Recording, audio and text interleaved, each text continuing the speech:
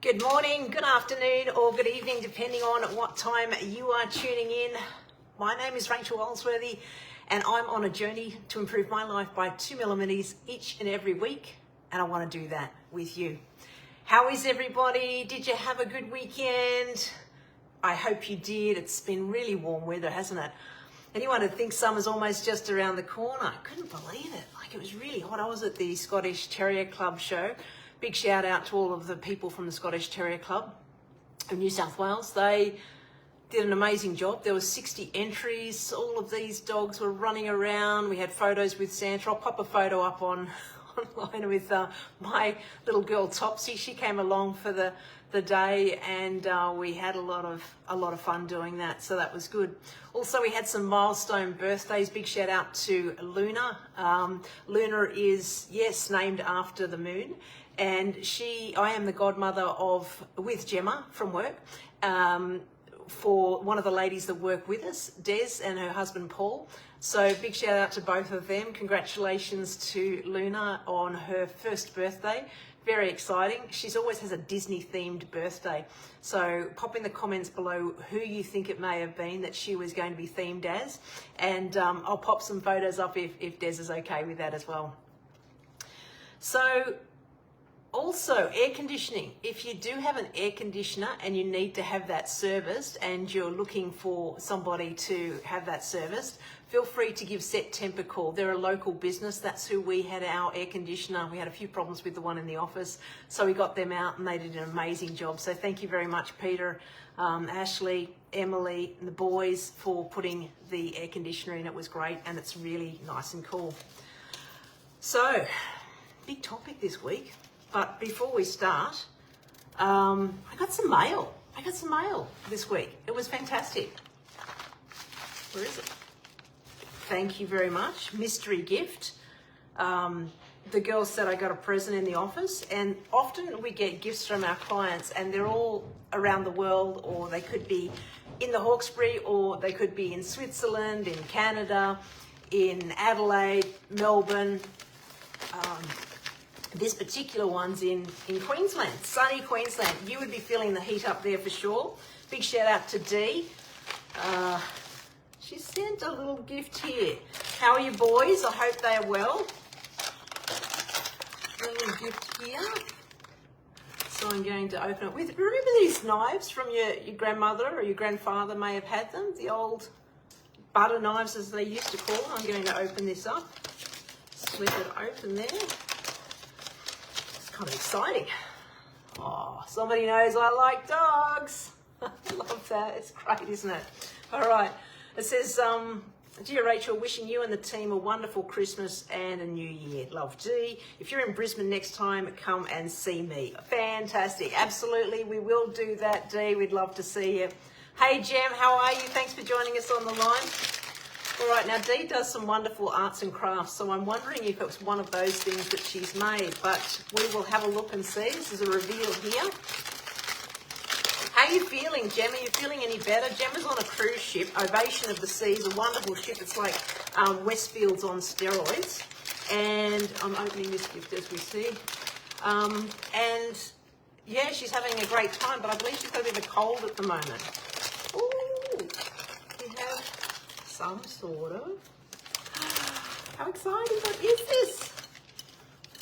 The right colour and all. You've done well, Dee. What have we got here? It's stuck on. There we go. Oh, it's a sun catcher. Look at that. That's amazing. Wow. Somebody knows. I love all of this sort of stuff. All homemade stuff is the best stuff, isn't it? Because it means it's been made with love and somebody's thought about it a lot. And the elephant for strength, good memory, all of those things. Hi, Anne, how are you? Nice to join you on the line. Nice to have you here with us. Today we're talking about a topic that is probably close to home for many of us. It's all about regret, which we're going to dive in together. But once again, thank you so much, Dee, for sending that all the way from Queensland. It's not only the the sending from Queensland, it's the gift making. She must have spent hours doing this. She loves doing these sorts of things. And I was so excited when I received, and the girl said that I received a parcel for Christmas. So we're going to put that up in the office and share it with everyone else. So, on to the topic. Now I've got a few things to hit home about today, and I've really been thinking about this a lot. And it's really a tough topic to talk about, but I think that we've all had some sort of regret in our life at some stage or another. And if you're brave enough, pop in the comments below, what was a moment in your life that you may have regretted, or you may have thought that you could have handled a little bit differently, or you could have helped somebody a bit differently, or, you know, bought a house differently. I'm not too sure, but I had one of the listeners request this topic, and I thought, oh, gee, that's a big topic, and I really have no skill set whatsoever other than my life experience to share with you. And that's what I'm doing. I don't come from a place of psychology. I don't come from a place of expertise. I come from a place of life experience, and that's what happens when you're 54 and you've got a few experiences under your belt and you've shared some time with friends, family, and loved ones, and that's all it's about, isn't it? And the quote of the week based on that topic is, failure is never quite as frightening as regret. Ain't that the truth? So pop in the comments below if you have ever regretted anything. Hi Bronwyn, how are you? Nice to have you on the line. Lovely to have you here. We're talking about the topic of what we may have regretted in our life, and I'm going to turn that on the head because I asked my dad today, I said, what's one thing you really love in life? Before we dive deep into this topic. And he said to me, I thought it was a bit of a setup really, but with his response, but he said it was quite sincere. He said, I appreciate being able to spend the time with my kids. And ain't that the truth? When you've got family around you and loved ones around you, it's really important to share that time. And I always remember my great grandmother. We used to visit her. She used to live a fair way away from us on the old highway heading towards Tom Ugley's Bridge on the other side of town, and we were at Kenthurst, so it was a bit of a hike, and especially when there wasn't the freeways and that they have now. And every time I visited her, and often I was working really long hours, you know, when I was in my teens and early 20s, it was really tough because the limited time that I had, I would spend with her or with people that I loved, but I just wasn't able to spend as much time as I wanted. And sometimes when you go and visit, you might help out in the garden. I remember Mum and I doing the gardening with her, and she had wonderful stories to share, and you'd grab a worm out of the garden and throw it to the chickens in the backyard, and then you'd talk about the mulberry bush in the backyard and how you'd make pies together, or, you know, how she used to live post-war, and the experiences that she had growing up. But I always remember when I was leaving her by herself after she'd made a cup of tea, or she'd always make some sort of spread for you, a really nice afternoon tea or a lunch or a hot dinner that we'd have together. She'd always say, are you going already? So soon? Oh, it's so lonely being here. You know, I feel alone. And that's something that resonated with me throughout my life, but it makes you realize how important it is, those times that you spend together, and how important it is to make the time, even though it might be a small amount of time. I can still remember those times fondly with her and the stories that we shared together, and laugh about that in my mind as to how those stories unfolded with my family and my grandmother. And saying, I think my only regret is when I let imposter syndrome get in the way of me pursuing something I wanted to do in my business. Thank you for sharing, Anne. Yeah, I think we all suffer from that to a certain extent, don't we? And we don't like to get onto a live or talk about something that we don't feel as though we're an expert in, as I have done tonight. But it's so important that we do, because it might just be that one person that we speak to or share that experience with or understand one another. And it might just be that one person that helps to get to wherever they need to be tonight, tomorrow, whenever you're going to be watching this video. So I hope you dive in deep with me today, and I really look forward to sharing the time. And thanks for sharing that, and it's rather personal that you have, and I appreciate that. Jess is saying, hi Rach, sending our love from the Gold Coast. I can't believe you're even saying that. Jess. Yeah, she must be on holidays enjoying a time up there in the sun. Fun times up there for sure for you and the family, I hope. Okay, so when I was looking up what to speak about tonight, Bronnie Ware was one person that came up. Bronnie Ware is an author, she's an inspirational speaker, she spoke a lot about different things, and especially having spent 8 years in palliative care with people that were going to die. And after reading the book, it leaves you with a sense of compassion, it leaves you a sense of inspiration after reading the stories that she shared. And she explored the conversations of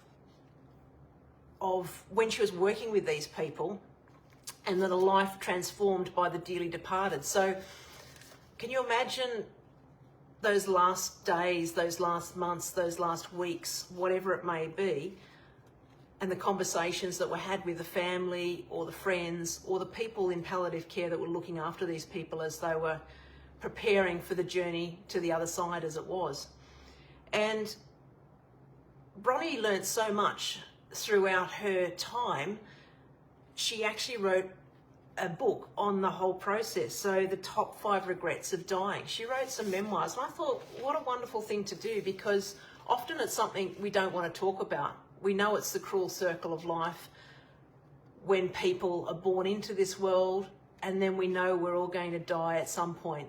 And we also know that everybody we love, we're going to lose. And we don't know whether we're going to be the first one to go, or whether they're going to be the one to leave the earth before us, or go to the universe, or go to God, or wherever it may be that you believe in.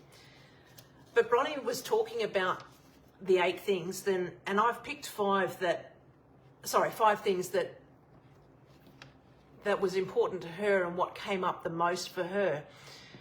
The first one, and just let me know in the comments below if this resonates with you.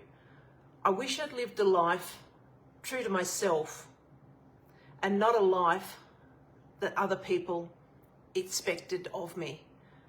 It's pretty powerful, isn't it? Because how many of us are living our own authentic life that we want to live without the restraints of others around us, or the fear of what other people are going to be thinking? The second one she said she found was that people said, I wish I hadn't worked so hard. And I'm guilty of that. I've worked the majority of my life. I probably work 6-7 days a week since I was 11 with a side stall. Probably not 7 days a week when I was 11 selling flowers on the side of the road that I'd grown in the garden. But I know that I've worked 24-hour shifts, 48-hour shifts, just because I had to get that thing done, to make that money, to pay those bills, to do those things in life. So, you know, you've got to put the hard yarns in to a certain extent, but there's also a work-life balance, isn't there? Number 3, Bronnie said, I wish I had the courage to express my feelings. And it's really hard finding the words sometimes, because I always talk about in the office the big rocks first. And when you're having those tough conversations, whether it's at work or at home, it's one of those things that you don't know whether to say something or to say something. And sometimes if you do hold back, it might have been that time when that person really needed to hear that message, or it brings you closer together when you have the tough conversations. That's what I've found over the years. Heidi's saying, it's a lovely wording for Granny, so true, she loved you and the family dearly. Yeah, Heidi, and it's really nice memories that we had, and it was a beautiful part of our life, and we hold on to those, as I'm sure each and every one of you do, of your stories. And saying, very powerful, I lost my brother 2 years ago, and he lived his life as he wanted. He's probably the only one I know who stayed true to himself. Yeah, it's really sad when we lose people that we love so much. But isn't that great that you can share that? And I think that you're going to inspire somebody else, as is he, from the other side, Anne, inspiring other people to live true to the life that they want to, even if it's in a small 2mm increment, because that increment can make a big difference to your life, not only today, but over the whole course of your life. So you may not do it each and every day. You may lose the battle to win the war, so to speak, sometimes. But equally, if you can just change a few little things that you know are going to make a big difference in the long run, that's all we need to head towards. Progress is heading towards happiness. Number 4, I wish I had stayed in touch with my friends. How many of us find ourselves so strapped for time? We're busy at work, we're busy at home, we're preparing meals for the kids for during the week, we're running around, running errands, we've got to be a wife, a mother, husband, brother, sister, whatever it might be, whoever you are, nieces, nephews, whoever you are to those people. Time is precious, and sometimes we do run out of the time each day, but I guess, pick those stars. I talk about the universe and the stars, and who are your stars in the universe that you have? And who are those important ones that shine brightly and allow you to shine brightly? And keep in touch with those stars, because I always think that quantity is not necessarily quality. And I know that most of us can count on 1 or 2 hands the people that, if you're in the middle of Unagalabi, as I say, or the back of Burke and you ran out of petrol, who are you going to call? And I bet that one of those stars would turn up for you. It might take them a few hours to get there, or they might do the smoke channels off into the distance to the country to get some people to get some petrol out there so that you can get the car started again, or charter a plane, or do something to make sure that you got home safely. Jess is saying, my dad said before he died he wished he didn't work as much and spent more time with the family and friends. Yeah, it's tough, isn't it, Jess, being on the back end of that, because when you're looking at your life as you're facing death, it's challenging to reconcile those thoughts that you have.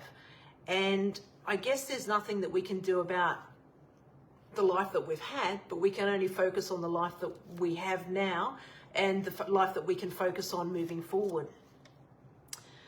The 5th thing, and one of the most important things I think that Bronnie said, is that they wish they had have allowed themselves to be happier. And I'm not too sure what happiness is for you. Happiness might be playing in the backyard with the kids. Happiness might be spending less time at work and more time with the family. Happiness might be spending time with your brother or your sister. Happiness might be looking up a friend and saying, hey, we haven't caught up for a coffee or brunch or lunch, or what are you doing over the Christmas holidays? Let's catch up. So I guess to speak to the first point, are you living your life true to yourself? And what does that life look like for you? What's your North Star? Who are the stars in your universe that you turn to when you need some, whether it's advice or whether it's help or whether it's just a listening ear, or whether you're the listening ear to the universe and you're the listening ear to your stars? And how do you check on yourself to make sure you're heading in the right direction? I think having those people around and being true to yourself, your gut always tells you. I don't know about you, but if you're doing something and it makes you really happy and joyful and playful, you know you're in the right space. You know that you want to be there, you want to be doing more of that. And if you can be passionate about something and be happy doing it, that's your happy place. And that's where I think that I need to focus my time, when I'm in that happy space. Whereas when you get that icky feeling in your tummy and you think, oh, I don't know, or you need more time to think about it, fear kicks in, you're unsure, you oscillate one way or the other, I think they're the times when you need to ask yourself the question, is this true to me? And is it serving me and the people around me at the highest level? And if the answer to that is no, and you're still unsure, maybe sit on it a little bit longer. It doesn't mean you have to make a decision straight away, but equally, it's something that you can move towards. And making a decision is better than making no decision, or sometimes making no decision is better than making a decision. So you need to work out what that is for you and then move forward with that. The second point about working your life away and missing out on those special moments, so whether it's with your family, your friends, your brother, your sister, whoever it might be. I know on the weekend, taking Topsy, my little fur kid, to the Scottish Terrier Club show. She absolutely loved it. She was a bit nervous to start with, as you always are when you go to these things, when you meet new friends. And I said to Topsy, it's okay, Holly's going to be there. Now, Holly's another little puppy dog that I looked after for Alan and Carol Warburton. And they were there with Holly, and then once Topsy saw Holly, she was right. She had her little friend and her little stars, and then they wandered off together into the distance and played cheerfully and happily with everybody else. And there was agility games, there was best wagging tail games, there was, you know, all sorts of things. So they had a lot of fun there. The third point was about saying everything that you needed to say and having the courage to say everything. When you're speaking with people, whether it's in work or home life or family, friends, are you frightened to say what's really on your mind? I don't know. Pop in the comments below if you sometimes err on the side of caution and skirt around the issue because you don't want to upset anybody or hurt their feelings or might think that it might say something that will offend them. Number 4. Do you stay in touch with your friends? Like, when was the last time you reached out to your North Star? Whether it's your mum and your dad, if you're lucky enough to still have them here. You could go and visit them in the gravesites. It doesn't matter, but I know that sounds morbid, but it's whatever is important to you. I have a friend who has a vigil each year for her father, and it's really important for her to do that, and I support that, and I think that that's great. So if you have the opportunity to stay in touch with your friends, whether you can text them or phone them or just check in with them with an email, you can just text them and say, look, I've been really busy. I'm still thinking of you. I would love to catch up in a couple of weeks. Can't do it at the moment, but you're still really important to me in my life and I'd like to do that. I mean, they'd just love to hear from you. I think that that's a really nice thing. And then number 5, do you allow yourself those moments of happiness? And what is your happy place? When's the last time that you sat down and worked out, okay, well, what makes me happy? I know when I went to the dog show on the weekend with the pups and saw them being happy with other dogs, that made me happy. I've got a water dragon in the backyard that has come in and had a little baby water dragon. So mummy and daddy water dragon and baby water dragon. So I feed them fruit and a few other bits and pieces, but it's just a really nice thing. This is like the halfway house for animals that, you know, I've got a magpie that's missing an eye. He's been with me for 13 years. He got hit by a car and flew into my backyard one day. And I nursed him to good health, but he still has a healthy, balanced diet. He still catches his worms outside. So those people that are worried about what I'm feeding him, yes, I am feeding him. However, he probably wouldn't have survived if I didn't. So there's a butcher bird, and he's brought his family over the decades. Once again, he had an eye that was missing, and he couldn't fend for himself very well. And he brought his family down to meet me, and then each year he brings the new fledglings that come in and introduces them. So that's my happy place.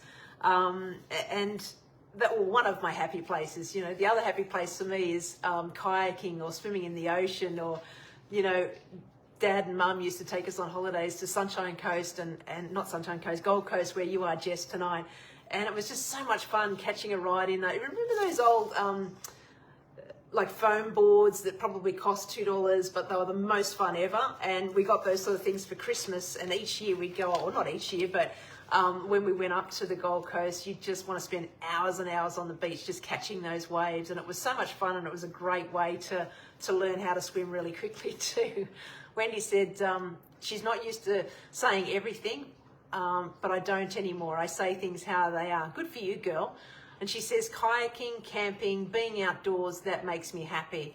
And you're certainly following true to that too, Wendy, because I've seen you on many trips. You've done lots of kayaking, you've done lots of camping. She's actually the trainer of one of the four-wheel driving groups. So anybody that wants to do some training on how to do four-wheel driving, amazing, amazing. In Hebrew, Olam Hazah, it means this world. And it refers to the physical and material things that are in our world. And that's our here and now. And that's what I'm talking about in regards to all we have, because yesterday's gone and tomorrow's not here yet. So if we focus on other things that are outside of our control, we can only really control where we are at this very minute, being the here and now. And your past doesn't equal your future unless you're actually allowing yourself to stay in the past. So if you decide to live there, then you will stay there. But I think that everybody that's on this live with me, we've all sat in the past for a little bit every now and then we see the promise of the future. And then we work together as a team, as a tribe, as a community, as a family, as friends, to see what's possible and see what's out there and see the opportunity within the universe, within your stars that you have amongst you. And we savor every moment too, because even just the little nuances yesterday with the kids out and about, and I'm sure it's the same with you. If you've got kids, you take them to the park, you see them finding other little friends in the park, and they go down the slide for the first time, or they're riding their bike for the first time, or they might be saying the mum for the first time, or dad for the first time. I mean, we've got so many great clients that tell me lots of different stories of they saw their first steps together. I mean, there's so many firsts that you can have, and it's just fascinating to hear everybody's story, and also positive navigational systems in our lives, because there can be negative navigational systems too. But I think for me, you feel it in your body, you feel it in the way you look at something. And if you get that, I think people call it the ick, or that funny feeling in your tummy, and you know it's not quite right, maybe refer back to your North Star, maybe refer back to your people in your universe, whoever that may be, and check in with them. And if you want that successful marriage, turn to those that have a successful marriage. If you want that successful business, turn to those that have had a business for decades and is a successful business person and knows what they're doing and how to do that.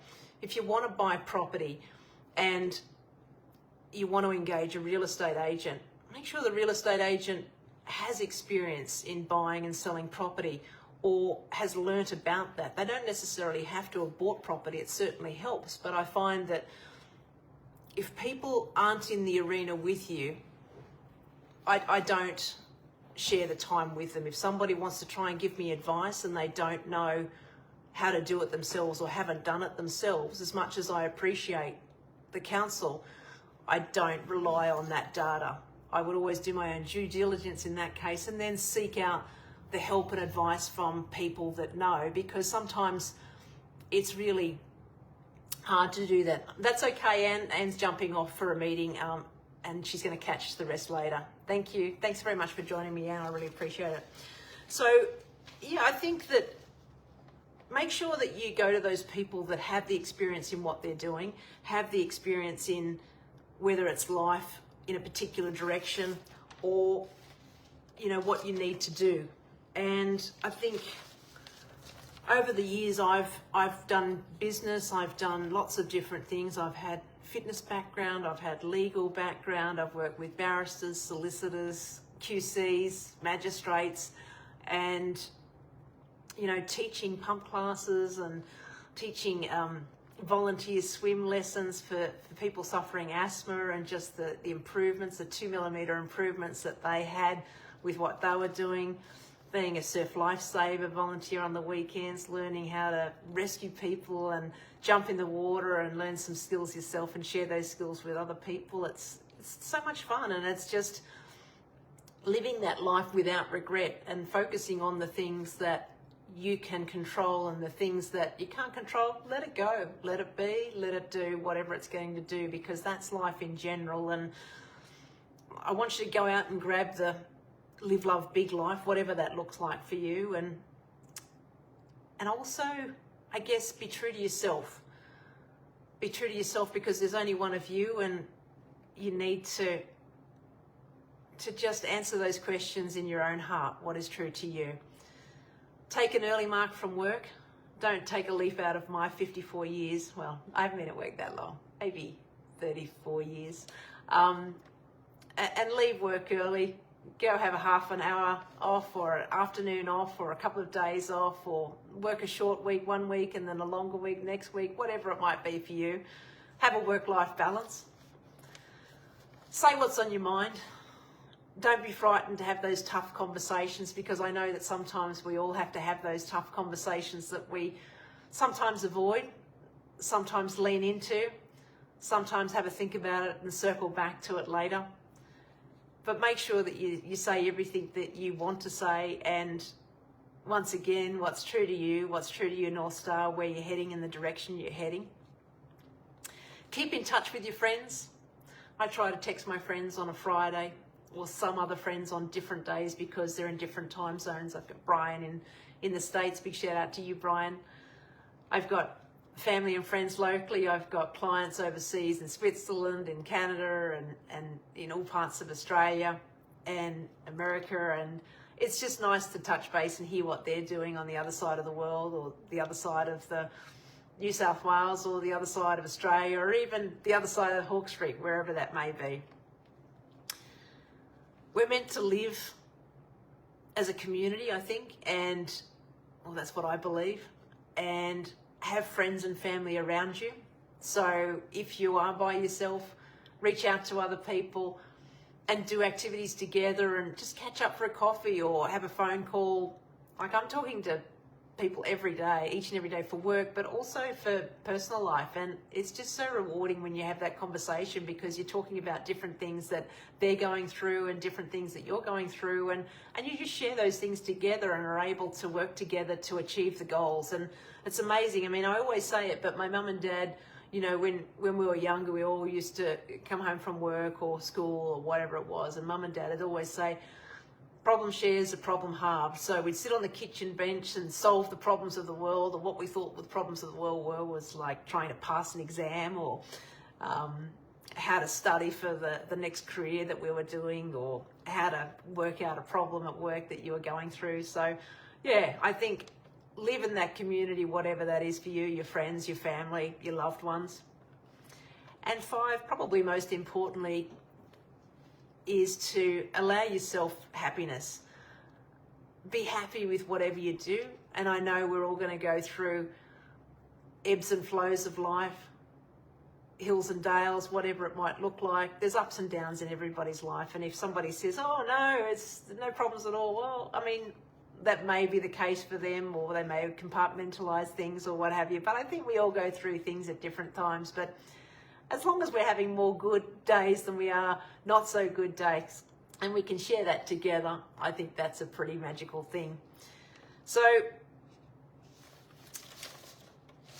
whatever your week's going to look like, I'd love to hear in the comments below how things have been going for you. And if you've got any suggestions for next week's 2mm together, because we're doing so many great things. Like, I was hearing from Andy today. He was riding trackside, doing fantastic things and really pushing things to the limit around the track with his motorbike. Wendy's said that she's been kayaking. I've heard from other people they built a block of land in Hobart and have built this magnificent house in the bushland overlooking the Derwent River and Mount Wellington on the other side. So whether you're buying a house, building a house, whether you're spending time with family and friends, whether you're spending more time with yourself, whether you're spending just time to sit in the happiness, whatever that looks like, that's an improvement each and every week. And I love jumping on here and hearing your stories and having everybody share what they're going through and what they're doing. And it's just a nice place to be. So I want to thank each and every one of you. I hope your 2mm is improved in some way, shape or form this week. And if you want to share that, be brave enough to share that. You may just be helping that next person achieve what they wanted to achieve and didn't think was possible before they read your message. And yeah, I just think it's a lovely thing. And once again, I really appreciate my present D, all the thought that went into that. Thank you. That was lovely to receive in the mail. And I think Gemma is back on deck next week, so there'll be certainly lots of other things happening, and we've got strata meetings happening. few sales before Christmas and lots of rentals.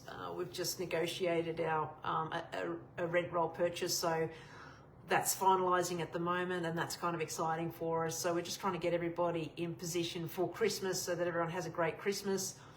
And yeah, if anybody's got any thoughts, comments, want to share anything, love to hear from you. I hope you have a great week ahead. Take care of yourselves and your family, and here's to a live, love, big life without regrets. Bye for now.